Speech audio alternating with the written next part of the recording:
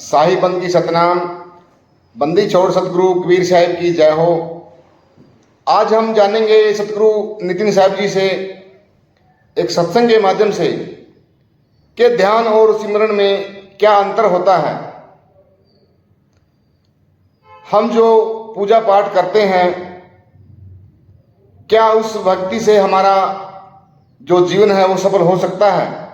हमें आखिर ध्यान किसका करना है और ध्यान की क्या विधि होती है, सिमरन कैसे करना होता है, ये एक वेदी सतगुरु ही बता सकता है कि परमात्मा का जो गुप्त नाम है वो क्या है। जिस वेदी गुरु ने उसका खुद अनुभव किया हो वही हमें बता सकता है कि परमात्मा का हमें ध्यान और सिमरन कैसे करना है। आज सतगुरु नितिन साहब जी एक सत्संग के माध्यम से बताएंगे कि हमें अगर परमात्मा को प्राप्त करना है तो उसकी जो विधि है, जो ध्यान और सिमरन करने की विधि है, वो भी हमें अच्छे से पता होनी चाहिए।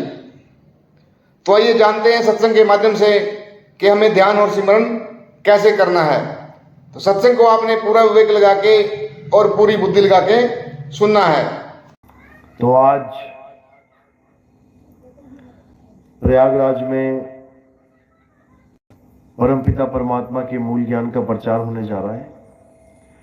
बहुत बड़े भाग हैं उन जीवों के जो अपने पूरे जीवन काल में एक बार भी बंदी छोड़ के कबीर साहब के मूल ज्ञान को सुन पाते हैं, और उससे भी बड़े भाग होते हैं उन जीवों के जो इस ज्ञान को थोड़ा सा भी समझ पाते हैं, क्योंकि ये वो ज्ञान है जिसके लिए बड़े बड़े ऋषि मुनि, पीर, पैगंबर, औलिया तरसते रहते हैं, घर बार छोड़ के जंगलों में चले जाते हैं सत्य की खोज में, लेकिन फिर भी ये ज्ञान उनकी किस्मत में नहीं लिखा होता।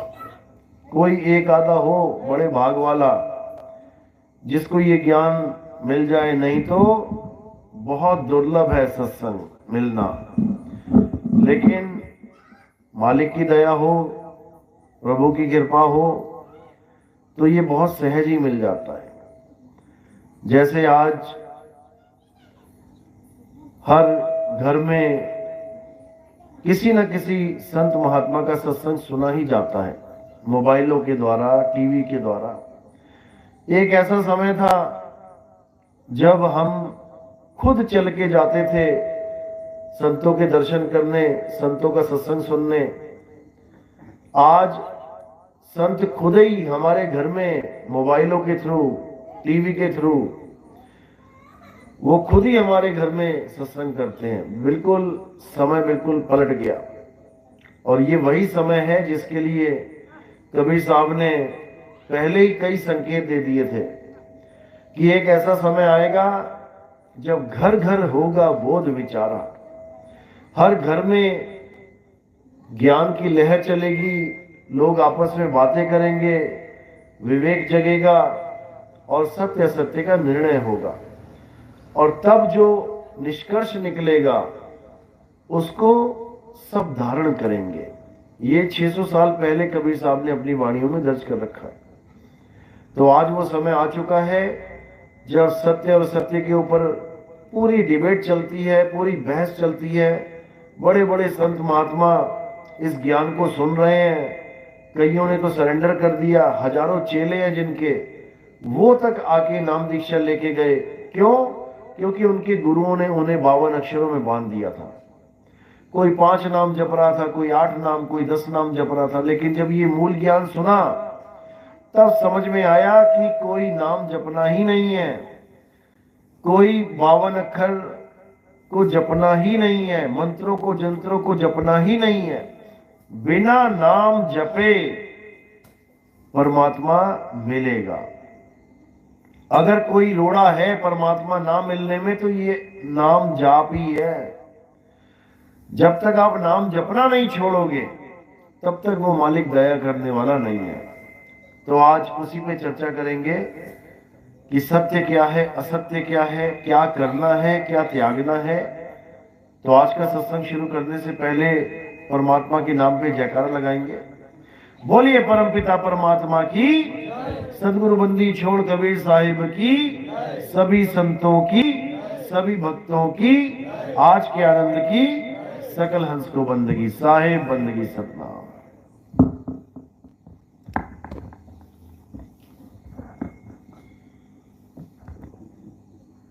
तो आज पूरा निबेड़ा किया जाएगा, क्या है सत्य, क्या है असत्य, आज हर चीज क्लियर करेंगे। कबीर साहब कहते हैं, सतगुरु ऐसा चाहिए जैसा सूप सुहाए, और सार सार तो गई रहे, थोथा दे उड़ाए। साहिब कह रहे हैं कि ऐसा गुरु चाहिए हमें जो सार सार तो ग्रहण करवा दे, और जो थोथा है उसको उड़ा दे। अब क्या है सार, क्या है थोथा? वाणी तो सब बोल देते हैं, हर कबीरपंथी के मुंह पे रटी पड़ी है ये वाणी। अब उससे बस इतना पूछ लो कि क्या है सार और क्या है थोथा, वहीं पे निबेड़ा हो जाएगा कि इसको कुछ पता भी है या बस कबीर साहब की वाणियां रट के बैठा है। अब क्या है सार, क्या है थोथा, इसके ऊपर बड़े बड़े ग्रंथ रच दिए गए हैं, जिसको साहिब ने बड़े ही विवेक के द्वारा वाणियों को बड़ी अच्छी तरह समझाने की कोशिश करी, लेकिन ये मूर्ख जीव समझ नहीं पाया। क्या है सार, क्या है थोथा, अगर ये निर्णय हो जाए तो सारी दुनिया के जितने भी पंथ हैं, सारे दुनिया के जितने भी धर्म हैं, सारी दुनिया की जितनी भी जात पात, ये जितना भी भेदभाव है, ये सब खत्म हो जाए और सब एक झंडे के नीचे आ जाए। ये सार और असार के निर्णय के बाद ही हो सकता है। तो क्या है सार, क्या है असार, अच्छी तरह समझना है। साहिब की एक वाणी है, मोको कहां ढूंढे रे बंदे, मैं तो तेरे पास में। इस वाणी में सार और असार का पूरा भेद खोला हुआ है। क्या है असार और क्या है सार? तो पहली लाइन में कहते हैं, ना मंदिर में, ना मस्जिद में, ना काबे कैलाश में, ना मैं जप में, ना मैं तप में, ना एकांत निवास में। बिल्कुल क्लियर कर दिया साहिब ने कि ना मंदिर में, कोई कहे कि परमात्मा मंदिर में रहता है तो नहीं रहता है। मंदिर में कौन है? मूर्ति रहती है। किसने बनाई? इंसान ने बनाई। कितने दिनों में बनाई? किसी ने एक दिन में बना दी, किसी ने 2 दिन में, किसी ने 5 दिन में, किसी ने साल भर लगा दिया। डिपेंड ऑन द मटेरियल कि किस प्रकार की मूर्ति बनाई जा रही है। अब ना मंदिर में तो बिल्कुल क्लियर कर दिया कि मंदिर में तो मैं नहीं हूं। तो मंदिर क्या हो गया? सार या असार? असार। ना मस्जिद में, कोई कहे मस्जिद में अल्लाह रहता है तो नहीं रहता है, वो भी असार। ना काबे कैलाश में, काबे चले जाओ, कैलाश में चले जाओ, कहो परमात्मा मिल जाए, अल्लाह मिल जाए, वाहिगुरु मिल जाए, नहीं मिलेगा, वो भी असार है। ना मैं जप में, किसी भी प्रकार का कोई भी नाम जप कर रहा हो, कोई राम राम नाम जप रहा है, कोई श्याम श्याम जप रहा है, कोई राधे राधे जप रहा है, कोई अल्लाहु अल्लाहु जप रहा है, कोई कबीर कबीर जप रहा है, कोई वाहिगुरु वाहिगुरु जप रहा है, कुछ भी जप रहा है, नाम है जप में। एक ही लाइन में सारा जप खत्म। भले कुछ भी जप रहा हो, उससे कोई फर्क नहीं पड़ता। अगर 52 अक्षर जप रहा है तो परमात्मा मिलने वाला नहीं है। नाम है जप में, नाम है तप में। अगर वो तपस्या कर रहा है, भूखा रहता है, कांटों पे लेटा हुआ है, आग के बीच में खड़ा हो गया, धरती में गड़ गया, गर्दन गर्दन तक, ये सब तपस्या है। नाम है जप में, नाम है तप में, ना एकांत निवास में। घर बार छोड़ के एकांत में चला गया, जंगल में चला गया, पहले रोटी खाता था, पत्ते खा रहा है, कंदमूल खा रहा है, आदि मानव से इंसान बना, इंसान से दोबारा आदि मानव बन गया, क्या फायदा उसका? नहीं मिलेगा परमात्मा। ये सब आसार है, ये सब आसार है। फिर कह रहे हैं नहीं प्राण में, नहीं पिंड में और ना ब्रह्मांड आकाश में। ये प्राण जो चल रहे हैं, प्राणवायु, ये भी असार है, ये भी खत्म हो जाती है एक दिन। असार खत्म हो जाता है, सार कभी खत्म नहीं होता। तो नहीं प्राण में, नहीं पिंड में, इस काया के अंदर भी नहीं है परमात्मा, ये भी असार ही है। नहीं प्राण में, नहीं पिंड में, ना ब्रह्मांड आकाश में, और खोजी होए तुरंत मिल जाऊं एक पल की तलाश में। अगर खोजी है कोई और ढूंढने वाला है तो मैं 100% मिलूंगा एक ही पल की तलाश में। अब इसका मतलब क्या है कि एक पल में तुम्हारी खोज खत्म हो जाएगी, यानी तुम्हें पता लग गया कि वस्तु कहां है। अब क्या बचा? अब उसको प्राप्त करना बचा, उसमें समय लगता है। कितना समय लगता है? साहिब कह रहे राम नाम रटते रहो जब लग घट में प्राण, और कब हूं दीन दयाल के भनक पड़ेगी कान। कहते हैं तुम्हें पता लग गया, अब तुम सिमरन करना चालू कर दो, यानी उसको याद रखो। याद रखना है, जपना नहीं है। सिमरन का मतलब जपना नहीं होता, सिमरन का मतलब होता है याद करना। सिमरन कहां से वर्ड आया है? स्मरण से। आधा सामरण संस्कृत का स्मरण, उसी को पंजाबी में सिमरन कर दिया है। तो सिमरन का मतलब याद करना। कैसे याद करेंगे? जब उसको देखा ही नहीं तो याद कैसे करेंगे? अब किसी ने किसी को देखा है तब तो वो याद कर पाएगा। अब किसी ने किसी को देखा ही नहीं तो याद कैसे करेगा? लेकिन उसकी भी विधि वेदी गुरु बताता है कैसे याद करना है। आंखों की जरूरत ही नहीं है उसमें। कैसे याद करना है? जैसे पनिहारिन अपने घड़े को याद रखती है। अगर 20 किलोमीटर चल रही है पनिहारिन, घड़ा सिर पे रखा है, तो कितनी देर याद करेगी उसको? अगर 24 घंटे चली तो 24 घंटे याद रखेगी, एक भी पल नहीं सारेगी। जिसको बोला सुमिरन की सुध यूं रहे जीव गागर पनिहार, और बोले डोले सूरत में कहे कबीर विचार। यानी पनिहारिन अपने घड़े को सिर पे रखती है और अपना पूरा ध्यान घड़े पे रखती है। दिखता नहीं है घड़ा, उसे दिखने वाली चीज नहीं है कुछ भी कि वो घड़े को याद करेगी, घड़े की फोटो देखेगी, बिल्कुल नहीं। वो घड़े को स्थिर रखेगी, गिर ना जाए, स्थिर करना है केवल घड़े को। इसी को साहिब समझा रहे हैं कि सूरत फंसी संसार में तासे पड़ गई दूर, सूरत बांध स्थिर करो आठों पहर हुजूर। आठों पहर केवल एक ही काम होना चाहिए, सूरत को स्थिर करना है। इसके अलावा और कोई काम करना ही नहीं है। इसके अलावा अगर आपने कुछ किया तो अपने लिए ही बंधन पैदा कर दिया, क्योंकि यही वो क्रिया है जिससे आप निर्बंध होंगे। इसके अलावा कुछ भी कर लो बंधन में ही रहोगे। तो साहिब इसी को समझा रहे हैं कि बंदी को बंधा मिला और छूटे कौन उपाय, कर सेवा निर्बंध की वो पल में लेत छुड़ाए। वो समझा रहे हैं कि बंधे को बंधा मिला, अगर केवल गुरु धारण किया आपने जो मां के गर्भ से होके आया है, और अगर आप उसी पे आस लगा लोगे कि यही मुझे पार कर देगा, मैंने तो गुरु धारण कर लिया, और उस गुरु ने आपको दे दिए मंत्र जपने के लिए, तो समझो कि अब आपका काम खराब हो गया। जो सच्चा गुरु होता है वो कभी मंत्र नहीं जपवाता, मंत्र नहीं देता वो, बल्कि जो तुम्हारे मंत्र तुमने जपे हुए हैं उनको छुड़वा देता है। सोई गुरु पूरा कहावे जो दो अक्षर का भेद बतावे, एक छुड़ावे एक लखावे, तब प्राणी निज घर को जावे।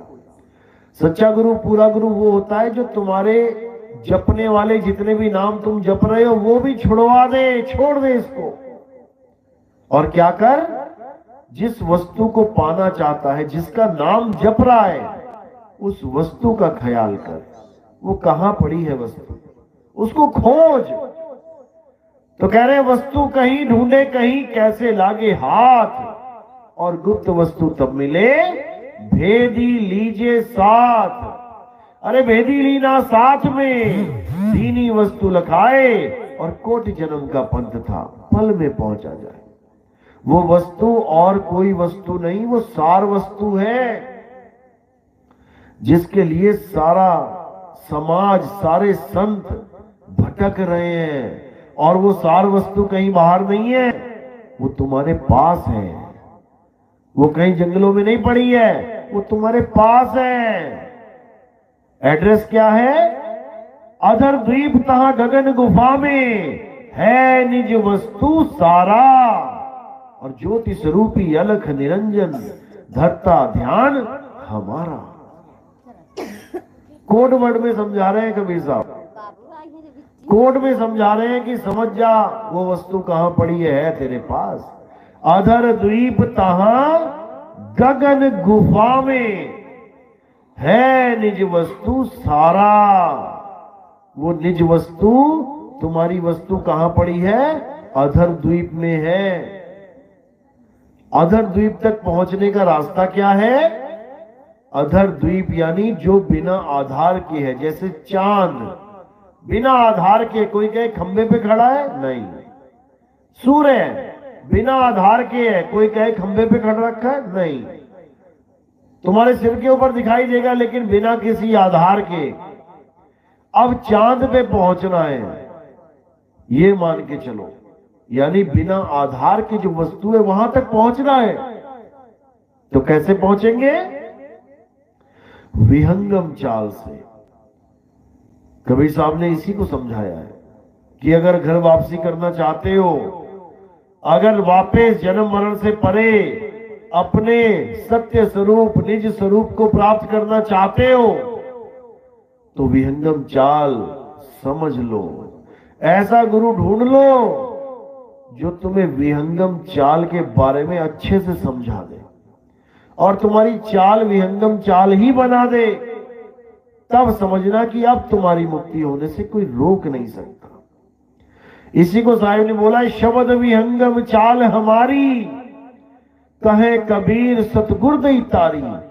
खुले कपाट शब्द झनकारी, पिंड अंड के पार सो देश हमारा है। करने नो दीदार महल में प्यारा है। ये वो अधर द्वीप है जो बिना आधार के है और वहां पहुंचने का एक ही रास्ता है, विहंगम चाल, और कोई रास्ता नहीं है। गरीबदास जी महाराज कहते हैं, सतगुरु के लक्षण कहूं अचल विहंगम चाल। हम अमरापुर ले गया ज्ञान शब्द सरघाल।